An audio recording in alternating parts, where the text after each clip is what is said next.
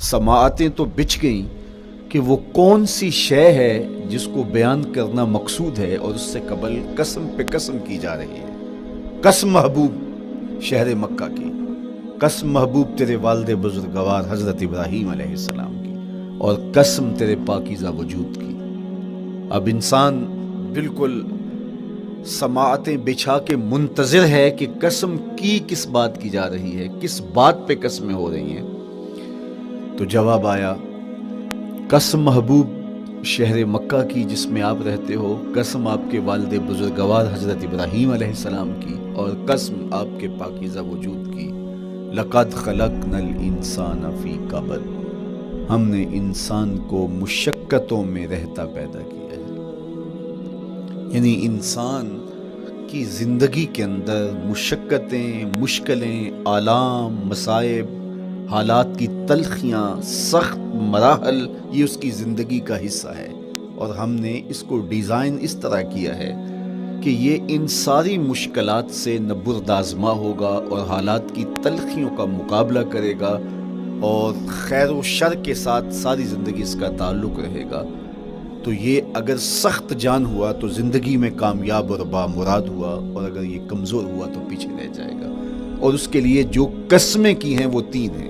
कसम का और जवाब कसम का ताल्लुक़ होता है, यानी जिस पे कसम की जा रही है तो जो कसम की जा रही है उसका कोई आपस में ताल्लुक़ होगा। जब फूलों का जिक्र करेंगे तो फिर उसके मुताल्लिक़ात ही बाद में बयान करेंगे। किसी ने कहा था जंगल में कोई मैखार मरा है, जंगल में कोई मैखार मरा है, उसे अंगूर के पत्तों का कफन दो।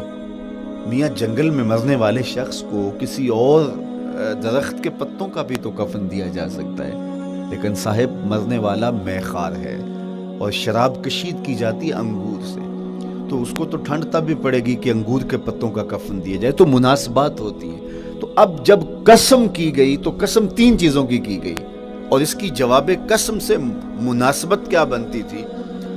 इंसान को मुशक्क़तों में रहता पैदा किया गया, हालात की तलखियों से गुजरता है, सख्त तरबीती मराहल से उसको गुजरना पड़ता है।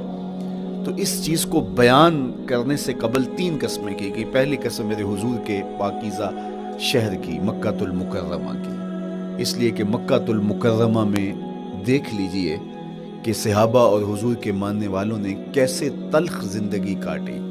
शजर इस्लाम समरबार हुआ तो हमें तो ये खिले हुए फूल दिखाई देते हैं, लेकिन हम नहीं भूल सकते कि बिलाल हबशी की पीठ पे कैसे कोड़े बरसे और आहद आहद कैसे पुकारते रहे।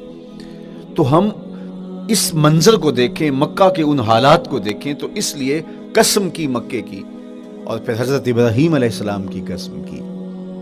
चूँकि हज़रत इब्राहीम ने जिस कदर अज़ियतों से गुज़र करके, मसाइब आलाम का सामना करके, हालात की तलखियों का मुकाबला करके अपना रास्ता बनाया और अपने रब की रज़ा पाई, वो तारीख़ का एक अनोखा बाब है। इससे बढ़कर क्या होगा कि जलती हुई आग में छलांग लगा दी रब के हुक्म की तामील में, बेटे की गर्दन पे छुरी रख दी। ये तमाशाए लबे बाम नहीं था। मना की वादी में वो अनोखा वाक़या रकम हुआ कि आज भी तारीख़ अंगुश्त बदंदा है क्या एक बाप, और वो उस बेटे को ज़बह करने के लिए आमादा हो गया जो उसकी आंखों का नूर है और दिल का करार है। रब से मांग मांग के लिया, लेकिन तामील इरशाद में उस बेटे की गर्दन पे छुरी रखने के लिए बाप तैयार हो जाता है और उसको ज़बह करने के लिए आमादा हो जाता है, हत्ता के बेटे को लिटा लेता है और हाथ में छुरी पकड़ के बेटे की गर्दन पे रख के पूरी हिम्मत के साथ जब छुरी चलाता है तो आवाज़ आती है, फलम्मा अस्लमा व तल्लहु लिल जबीन व नादैनाहु अन या इब्राहीम कद सद्दक़ता रोया इन्ना कज़ालिका नजज़िल मुहसिनीन। इब्राहीम बस करो, तुमने वाक़ई ख्वाब पूरा कर दिखाया। अपनी बीवी को, अपने नौमौलूद बच्चे को वादी गैर ज़ी ज़रा में छोड़ आना, जहाँ कुछ भी मुयस्सर नहीं था। यहाँ आपको आपके माँ बाप छोड़ के जाते हैं, एक खूबसूरत आसूदा माहौल है, और आपको जिस मकसद के लिए छोड़ के जा रहे हैं तो वो मकसद भी आपके और उनके पेश नज़र है, लेकिन इसके बावजूद भी जो है वो आंखें नम हो जाती होंगी कि हम अपनी औलाद को यहाँ छोड़ के जा रहे हैं, जबकि एक महफूज पनागाह में आपको छोड़ के गए।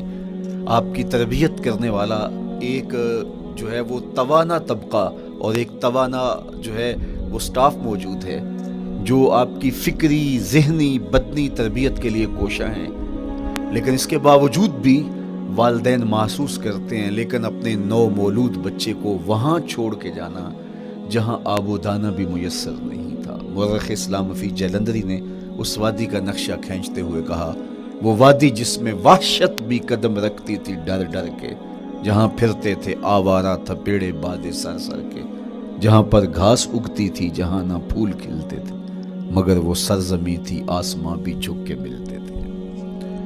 تو اس وادی میں چھوڑ کے آنا، حضرت ابراہیم نے جو امتحانات دیے، اس لیے ان کی قسم کی، چونکہ جواب قسم کا تعلق بنتا ہے تو قسم ابراہیم کے پاکیزہ وجود کی کہ جنہوں نے دکھ سہے، تکالیف آلام گوارا کی، لیکن پائے سوات میں لغزش نہیں آنے دی۔ تیسری قسم میرے حضور کے پاکیزہ وجود کی فرمایا جتنے دکھ مجھے دیے گئے، جتنی اذیتیں مجھے پہنچائی گئی، اتنی کسی کو نہیں دی گئی۔ پیدا ہوئے تو حضور کے باپ کا سایہ سر پہ نہیں تھا، پھر اس کے بعد حضور مختلف مراحل سے گزرے۔ 6 سال کی عمر میں ماں کا انتقال ہو گیا۔ جب راہ حق میں لوگوں کو دعوت رشد و ہدایت دینے نکلے تو جو لوگوں کے رویے تھے اور جو اذیتیں لوگوں نے پہنچائیں وہ ایک الگ باب ہے۔ مکے کی گلیوں سے لے کے طائف کے بازاروں تک جن اذیتوں سے میرے حضور گزرے، ام المومنین سیدہ عائشہ رضی اللہ تعالیٰ عنہ فرماتی ہیں، ایک دن حضور کی بارگاہ میں حاضری تھی تو ہم نے عرض کیا، حضور کیا احد کے دن سے سخت دن بھی زندگی میں کبھی گزرا ہے؟ صحابہ کی نظر میں اس دن سے سخت دن کبھی زندگی میں نہیں آیا، اس لیے کہ جب 70 صحابہ کی لاشیں پڑی تھیں، حضور کے چچا حضرت امیر حمزہ شہید کر دیے گئے، اور نہ صرف انہیں شہید کیا گیا، ان کا مسئلہ کیا گیا، اعضائے بدنیاں کاٹ دیے گئے، ناک کاٹ لی گئی، زبان کاٹ لی گئی، بدن چیر کے کلیجہ نکالا گیا، اور پھر ان اعضاء کا ہار پرویا گیا، اور ہندا نے گلے میں ڈال کے رقص کیا، آنکھوں میں نیزے چبھ ہوئے گئے۔ تو یہ دردناک دن تھا۔ تو حضور کے سر انور پہ سفید رنگ کی پٹی بندھی تھی اور چشمان رحمت میں آنسو تھے، اور بار بار فرماتے تھے، ما فعل امی، میرے چچا کی کہانی سنی۔ تو یہ دردناک دن تھا جو صحابہ نے اپنی آنکھوں سے دیکھا۔ تو انہوں نے کہا، حضور کیا احد کے دن سے سخت دن بھی کبھی زندگی میں آیا؟ ان کا خیال تھا کہ حضور فرمائیں گے ہاں یہ میرا زندگی کا مشکل ترین اور سخت ترین دن تھا، لیکن حضور نے فرمایا، ہاں عائشہ، جب طائف کے بازاروں میں تیری قوم نے مجھے پتھر مارے تو یہ دن احد کے دن سے بھی سخت تھا۔ حضور ان کے 3 سرداروں کے پاس پیغام حق لے کے گئے، لیکن انہوں نے آگے سے جو رویہ اختیار کیا وہ اتنا اذیت ناک تھا۔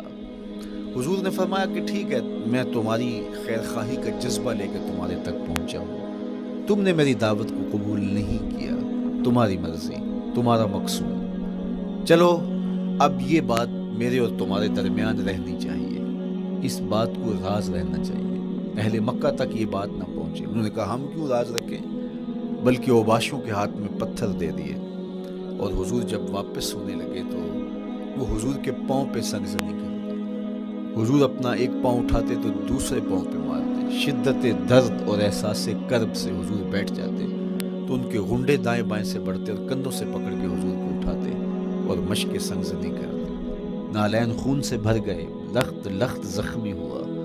اللہ اکبر، کیا دردناک لمحے تھے، کیا تکلیف بھری گھڑیاں تھیں۔ تو کہا کہ جب طائف کے بازاروں میں تیری قوم نے مجھے پتھر مارے تو یہ دن احد کے دن سے بھی سخت تھا۔ اچھا، جب حضور پر اس طرح آلام و مصائب ٹوٹ پڑے تو حضور کے ساتھ جو صحابہ تھے انہوں نے کہا، حضور ان کے لیے بد دعا کر دیجیے۔ تو میرے حضور بولے، میں رحمت بن کے آیا، میں رحمت بن کے آیا ہوں۔ اللہ اکبر، ان کا تقاضا پہم بڑا تو حضور کے ہاتھ اٹھ گئے، اور پھر حضور نے جو کہا سنیے، اللہم اہد قومی فإنہم لا یعقلون، اے اللہ میری قوم کو ہدایت دے دے، یہ مجھے جانتے نہیں، اگر جانتے تو ان کا میرے ساتھ یہ رویہ نہ ہوتا۔ تو پتھروں کے جواب میں دعائیں دینا پیغمبروں کا حوصلہ ہوتا ہے۔ اللہ اکبر، مورخ اسلام فی جلندری نے کیا خوبصورت پیرائے میں نقشہ کھینچا کہ حضور ہاتھ اٹھا کے دعا مانگ رہے ہیں، الہی کرم کر کو سارے طائف کے مکینوں پر، الہی پھول برسا ان پتھروں والی زمینوں پر۔ تو حضور نے دکھ سہے، تکلیفیں سہی، اب 3 قسمیں کی، شہر مکہ کی قسم، جہاں حضور کے صحابہ نے تکلیفیں سہی، اس شہر کی گلیوں میں انہیں گھسیٹا گیا اور ان کو کچی کھالوں میں لپیٹ کے دھونیاں دی گئیں، انہیں اذیت ناک مراحل سے گزارا گیا۔ حضرت ابراہیم مشکل سے مشکل زندگی کاٹی اور رب کی رضا جوئی کے لیے کوشاں رہے، اور میرے حضور نے سخت ترین اذیتوں، مقاومتوں، مخالفتوں اور تکلیفوں کا سامنا کیا۔ تو ان تین چیزوں کا